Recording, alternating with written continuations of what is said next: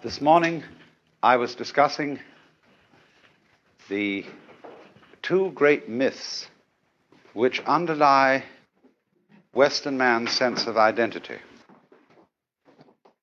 The Judeo-Christian myth of a universe founded upon the personal decision of a cosmic king, whose image, however gracious and loving it may be in certain aspects, is historically founded on the great monarchs of the ancient Near East, on people like Hammurabi and Amenhotep IV, and in their turn David and Solomon.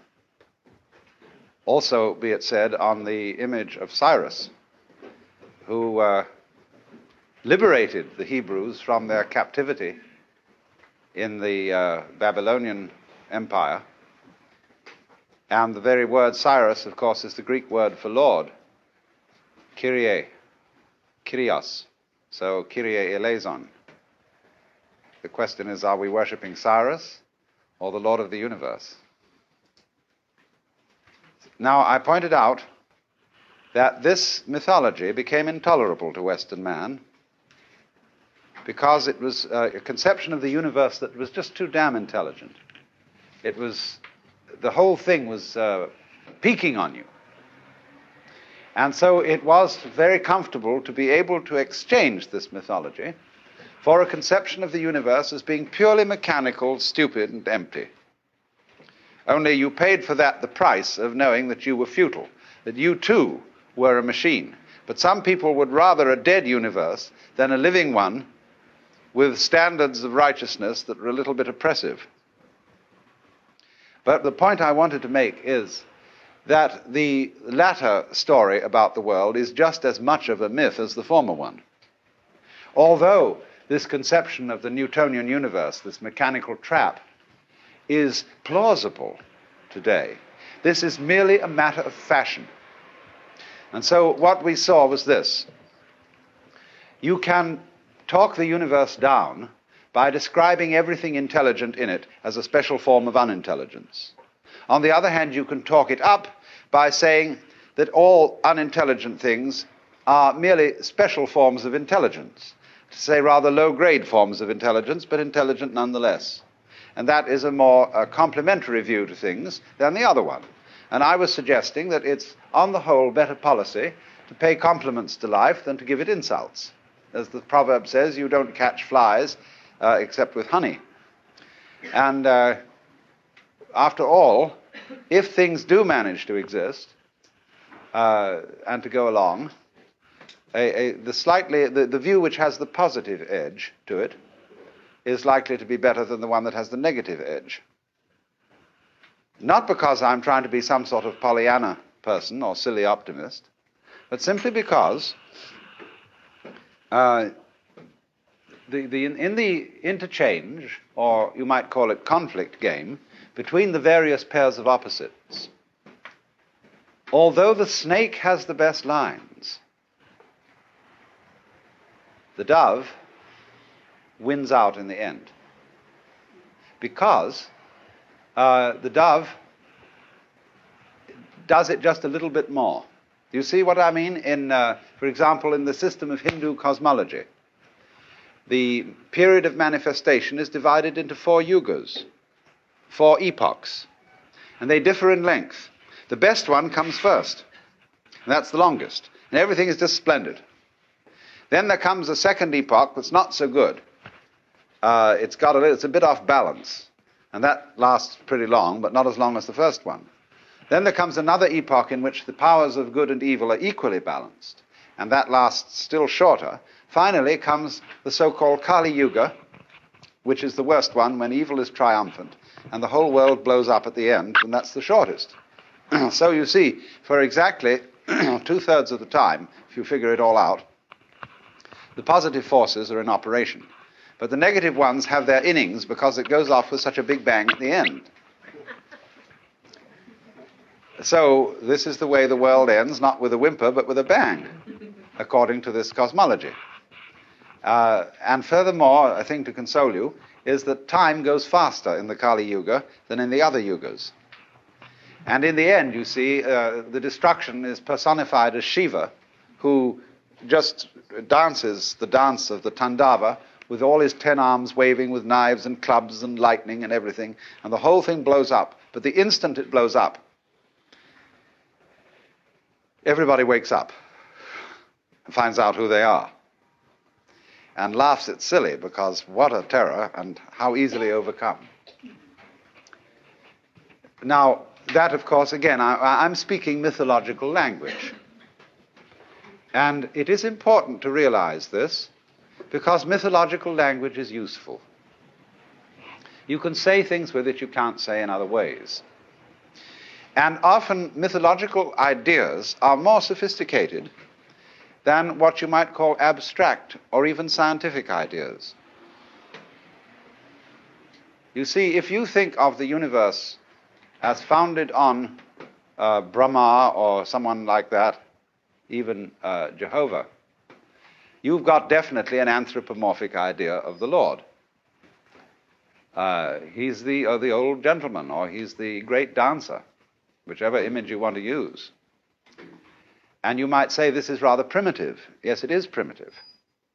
But there isn't really a better image. If you think of it as, say, to use Northrup's inimitable phrase, the undifferentiated aesthetic continuum, what you've got is a conception vaguely resembling tapioca or some kind of goo. And that is really an inferior conception to the human image. Alas, you see, we don't know anything more evolved than the human image. You may have had, some of you, conversations with angels or with the ultimate itself. And when you do meet the ultimate itself, as some of you have, you know that you can't think about it. But it's certainly not a minus quantity. It's certainly nothing like goo, just plain undifferentiated goo. So the advantage of mythological ideas is that you know they're mythological, and therefore you don't take them literally. That's a very important thing to remember. So don't worry about people who believe in God. The problem about believing in God, incidentally, is that believing is the wrong attitude. Believing is a form of mistrust, because it's saying, I fervently wish that you exist, and if you don't, I don't know what to do with myself. Now, the real attitude of faith is not believing, but simply being open to whatever reality is, and to say you don't know. That's why even in early Christianity you find out that they call the highest form of faith unknowing, agnosia in Greek, from which we get, in a kind of deprived sense, the word agnostic. But agnosia, unknowing, is the highest form of faith, because ultimately, of course, what is the final which than which there is no whicher? Wouldn't completely know itself what it was. Because in order to know what something is, you have to be able to classify it. And you have to compare it with something it isn't.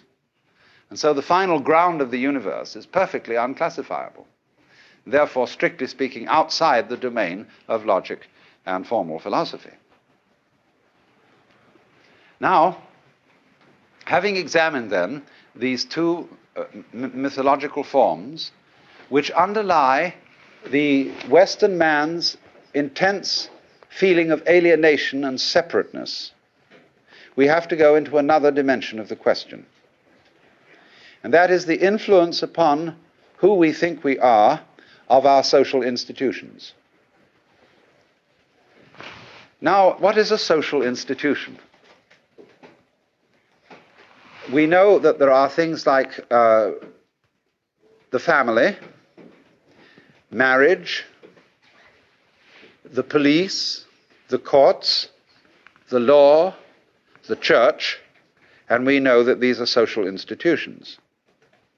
But social institutions are far more subtle than those things. Time, for example, is a social institution. because it is a matter of convention. That is to say, of coming together to agree to measure time in a certain way. And we have international agreement about that. Likewise, obviously, money is a social institution. So are weights and measures. So are ideas of value. What is the good life? Who is contributing to society and who is working against it? So you see, we were discussing this morning, among other things, the idea of survival. And that survival is a good thing. And to survive as long as possible is a very good thing. But that is a form of social institution.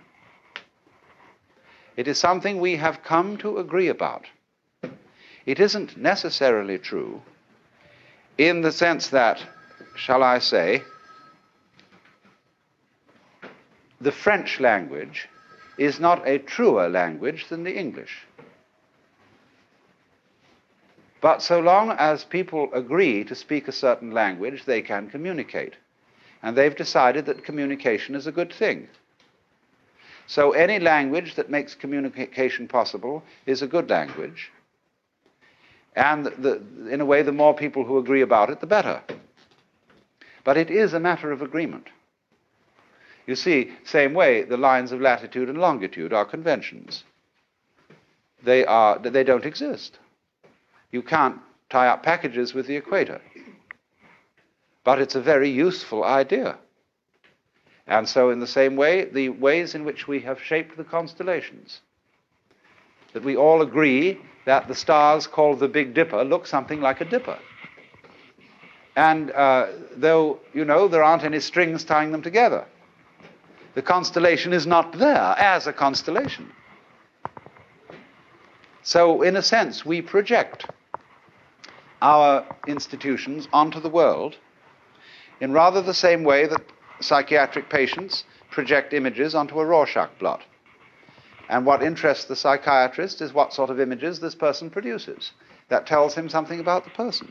In the same way, our social institutions tell us something about people. And furthermore, as I also explained this morning, people are also members of the external world. And therefore they tell us something about the external world. Man is something nature is doing, and is not a stranger, as these two great myths have made us believe. So it's the physical facts of the matter are not that we are confronted with, note that word, confront, with a world that cares nothing for us, and that has nothing in common with our kind and style of intelligence. It is rather the very opposite, that the fact that we are intelligent is symptomatic of the intelligence of the world as a whole. We live in a highly intelligent environment. And intelligence, you see, is really a kind of complex behavior. When we see some very exquisite pattern, we look at it and say, my, isn't that wonderful? Isn't that intelligent looking? I wonder who did it. Because we associate all intelligence with a who. And when you look at a plant, it's obviously intelligent. Its shape, its rhythm, all its wonderful tubes inside, its complex relationship to bees and birds, and to the surrounding atmosphere and light. This is a very intelligent affair. Now, in just the same way, we are related to the external world, as plants are, in amazingly complicated ways, and by and large, we don't notice them. Because the aspect of our consciousness with which we notice things is very limited. It notices what it calls facts, things and events, and pinpoints them, it pulls them out as significant. You see, when you remember coming here and what you saw and who was here, you only remember very tiny bits of the whole scene. You will not remember what very many people wore unless you happen to be interested in clothes. You won't really remember how they did their hair, what their styles were, unless you are peculiarly interested in hairstyles. You probably won't notice their shoes at all. And goodness knows what else that nobody has ever thought to notice. But when, under certain circumstances, our consciousness becomes expanded, as in mystical vision, you begin to become aware of things that you don't notice. One of the most important things that we don't notice is space. Most people regard space as nothing. It's just a void in which we move around. But actually, space is terribly important. It has properties. We are all something happening in space in rather the same way that a whirlpool occurs in water.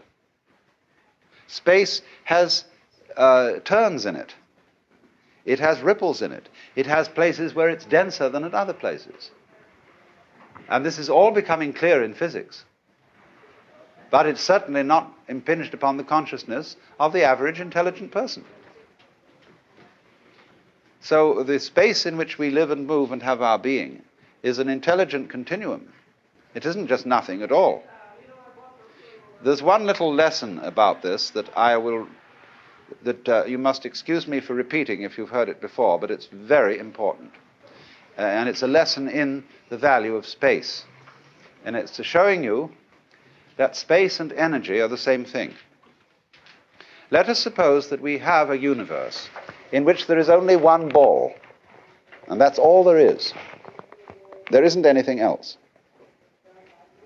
Nobody can say of this ball whether it's moving or not. Therefore, it doesn't appear to manifest any energy. You can't say it's moving, and you can't actually say it's still. There's no way of thinking about it. Now introduce into our universe a second ball, and we notice that they get further apart. Now one of them is moving, or both are moving. But we can't decide which. We only know there is energy here, there is motion. Why do we know there's energy? Because the space between them alters, either increases or decreases. Now let's have three balls.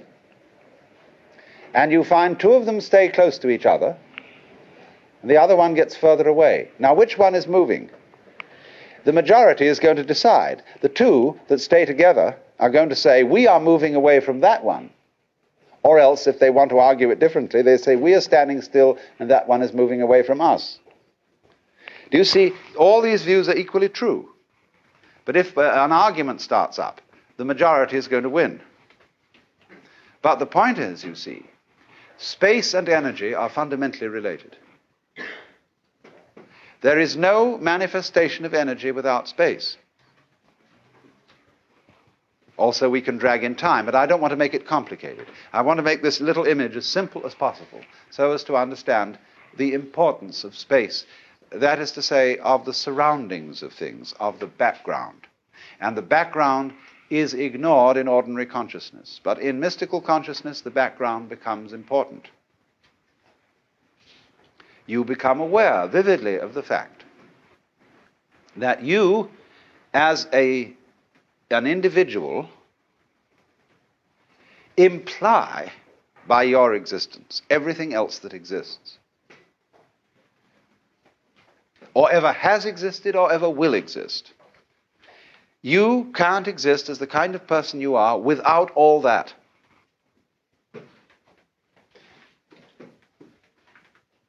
Now that's the secret to the connection between you and the cosmos. Just as a back doesn't exist without a front. In just that sort of way, all of it doesn't exist without you, and you don't exist without all of it.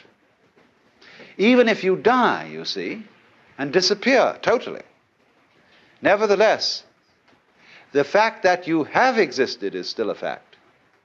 And a universe in which there has been a person like Socrates is quite a different universe from a universe in which there hadn't been a person like Socrates. Socrates, having existed, is a symptom of the way things are. So fundamentally, we get a picture of the cosmos in which the self, the real I, is the whole thing. Just as we say of an individual human body, you are John Doe, and that's all of you. Although if we look at you very carefully under an electron microscope, we will find that molecules in your blood are further apart than the Earth and the Sun. What makes you think you're a unity? It's quite a thought. Well, it's space. And so in the same way, such a relationship exists between our galaxy and other galaxies and so on. It's obvious. So then, by various conventions and social institutions, we develop the impression that this isn't so. We learn to ignore. We learn not to notice certain things. And do you know, not noticing is very, very important. In the Hindu theory of politics, what are spiritual virtues have political counterparts. For example, in the spiritual domain, the word upaya, U-P-A-Y-A, means merciful techniques for awakening people. Clever devices used by a teacher. In the political domain, the word upaya means cunning, deceit. Likewise, in the spiritual domain, upeksha means equanimity. In the political domain, upeksha means overlooking. When, for example, the boss of a big concern finds that one of his employees is taking out a little bit of the petty cash, now he figures out, is this man worth it? Are his services really worth it? And shall I merely ignore the fact that he's doing this? That would be upeksha. Now, in our whole society, we do an enormous amount of upeksha. The things we overlook. There are obvious things that we don't talk about. There's a taboo side to life that we don't mention. We're supposed to overlook it. You know, when silk stockings were first invented, with the fine mesh type, a present of several dozen of them was sent by an important American businessman to the Queen of Spain. And they were returned by her chamberlain with a letter which said, "You should recognize that Her Majesty the Queen of Spain has no legs." In other words, those legs don't officially exist. So only what exists officially is what is noticed, and as we say, noted, noteworthy. Make a note of it in your mind, in your date book. Noting and noticing, notation, you see, they're all based on the same idea, what we attend to. But there are a lot of very attention-worthy things that we ignore. But part of the whole game, you see, of a cosmos is played in this way. Imagine the cosmos as a great harp. You know, the angels are supposed to play harps in heaven. Well, the actual harp they play is the total possibility of vibrations. Now, you know about the spectrum of light. That is a series of vibrations. So is the spectrum of sound. Then beyond light, there are other vibrations which are not picked up by our senses, but instruments pick them up. And then there must also be many vibrations as yet not picked up by any instruments that we have. Now, what is, you see, what we call nature is a system of picked up vibrations. Some vibrations aren't picked up, and therefore nothing appears. That's why it seems that there's space around things, because the vibrations there aren't picked up. They're not noticed. And this is why there is a whole domain of Hindu and Buddhist philosophy called Tantra. Tantra refers to the idea of weaving. And so when you have a warp and a woof, the weaver decides what threads are going to be picked up and appear on the front, which is what everybody's going to look at, and what threads will be overlooked, repressed, put behind the scenes. They'll be behind. And so it will appear that we have a birdie here and a birdie there and a birdie there, and no connection between the birdies. Actually, if you look on the other side, you will see that the red threads, which made the birdies against a white background, continues. Only that's not noticed. So in this way, we are taught from childhood. We are indoctrinated in a system of social institutions that are simply rules about what is to be noticed and what is not to be noticed. That's why children ask sometimes very odd questions about things that adults don't notice. The famous story of the little boy who's been taken to a concert where a lady is singing, and he says, "Mama, why does she scream when she yawns?"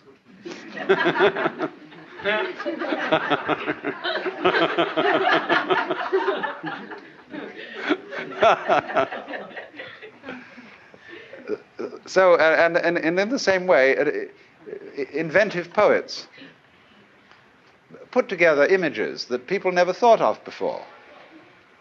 It's like Yeats's famous phrase, the be-loud glade. You know, it was a beautiful idea for a nice glade to be be-loud. And everybody says, wow, think of that. We never thought of that before. We never thought of it in just that way. We didn't notice that. Then you see, we don't notice the most obvious thing of all. That's, of course, the last thing that we would notice. What is most obvious? And the question, the fundamental koan, as it would be called in Zen, is what is it you haven't